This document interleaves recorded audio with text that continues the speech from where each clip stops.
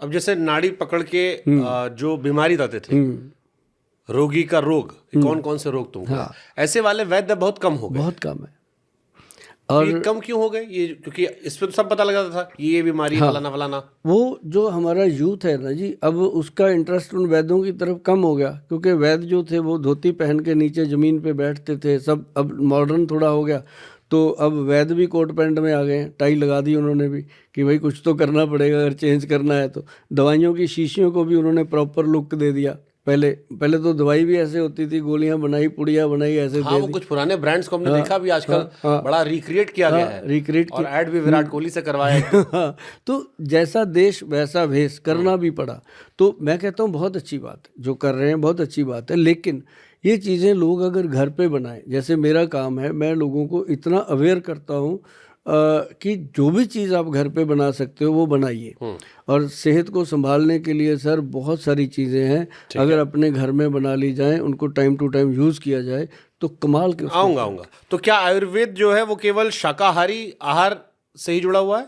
ऐसा नहीं है, दोनों लोगों से जुड़ा हुआ है। जो मांसाहारी आहार है इसमें वो भी आता है, लोगों को बताया जाता है कि आप इतने कैलोरी ये ले सकते हो, इतने कैलोरी ये ले सकते हो, मटन ले सकते हो या चिकन ले सकते हो या फिश ले सकते हो, वो सारा बताया जाता है पेशेंट टू पेशेंट।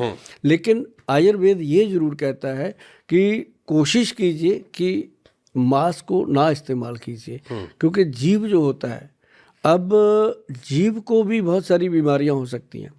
उसको कोई भी ऐसा पैरामीटर नहीं है कि जो आप मान लीजिए मटन है, मान लीजिए बकरा है, तो उसको क्या प्रॉब्लम है, क्योंकि बॉडी तो बॉडी है, वात पित्त कफ का वो उसका भी शरीर है, तो उसके अंदर क्या बीमारी चल रही है कोई लैब टेस्ट नहीं है। उसको काटते हैं, बना देते हैं, उसके बाद उसको कितना मर्जी पका लीजिए, जो वायरस है वो जाएगा नहीं।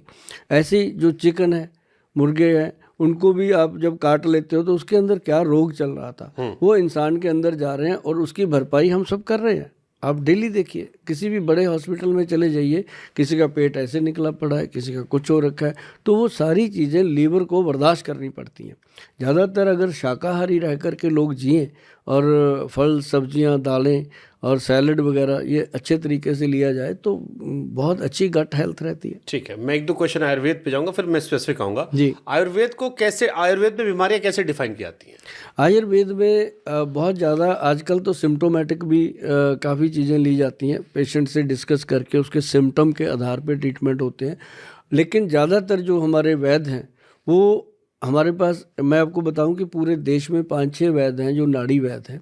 उसमें एक वैद्य हैं जो डॉक्टर अनिल कुमार जी हमारे साथ काम करते हैं, और 1994 से वो मेरे साथ हैं, और वो पल्स देख करके पेशेंट को सारी चीज़ बताते हैं और बहुत अच्छा उनका है। और लेकिन वो संत टाइप हैं, उनका ये है कि वो गुरुद्वारा साहब में ही बैठते हैं, वहीं देखते हैं मरीजों को, कोई पैसा नहीं, कोई फीस नहीं लेते। तो वो लेकिन उसका डायग्नोज ऐसा करते हैं कि वो फिर कहीं भी लैब में चला जाए उससे बेहतर डायग्नोज उसको नहीं मिल सकता, वो इतना बता देते हैं। तो नाड़ी वैद्य भी देखते हैं। बाकी जो आजकल जो जनरेशन है, जैसे कई लोग कहते हैं जी हम सोने की भस्म डाल देंगे, हम ये डाल देंगे, वो एक मतलब उसमें क्या होता है कि वो नॉन साइंटिफिक ट्रीटमेंट होते हैं। उसमें जा कर के कई लोगों को अच्छा लगता है, कईयों को नुकसान भी होते हैं। ठीक है, आयुर्वेद के बारे में सबसे बड़ा मिथ क्या है? आयुर्वेद के बारे में सबसे बड़ा मिथ है कि ये दवाई जो है रोग को जड़ से ख़त्म कर सकती है, और सिर्फ आयुर्वेद ही है जो आपको बीमारियों के साइड इफ़ेक्ट से बचा करके बिना साइड इफ़ेक्ट के बीमारियों को ख़त्म कर सकता है। ये मिथ है? ये मिथ है। मतलब साइड इफेक्ट होते हैं आयुर्वेद में भी? आयुर्वेद में बिल्कुल साइड इफ़ेक्ट नहीं होते।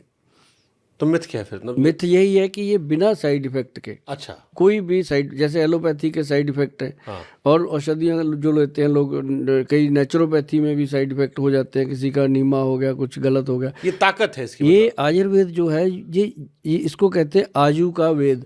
ये आयु को स्वस्थ रखने के, जैसे 100 साल तक अगर कोई जीना चाहता है तो उसको आयुर्वेद ही ऐसा सिस्टम है कि जो उसको तंदुरुस्त जीवन दे सकता है, मतलब स्वस्थ जीवन दे सकता है। और इसका कोई साइड इफेक्ट, हरड़ बेहड़ा आंवला क्या साइड इफेक्ट करेगा? काली हल्दी, पीली हल्दी, अम्बा हल्दी, दारू हल्दी, ये क्या साइड इफ़ेक्ट करेंगी? ये जो चीज़ें हैं जैसे काला गोंद है, जटामांसी है, ब्रह्मी बूटी है, शंख पुष्पी है, क्या साइड इफ़ेक्ट करेंगी? साइड इफ़ेक्ट वहाँ होता है जब वैद्य से कोई गलती हो जाए, कोई भस्म बनाते हुए भस्म कच्ची रह जाए और वो मरीज़ को दे दे, तो उससे कोई ना कोई साइड इफ़ेक्ट ज़रूर होता है। और इसके लिए हमारी हम जो काम कर रहे हैं इसमें बिल्कुल हम कोई भस्म मेटल यूज़ ही नहीं करते, टोटल हर्ब्स को यूज़ किया जाता है।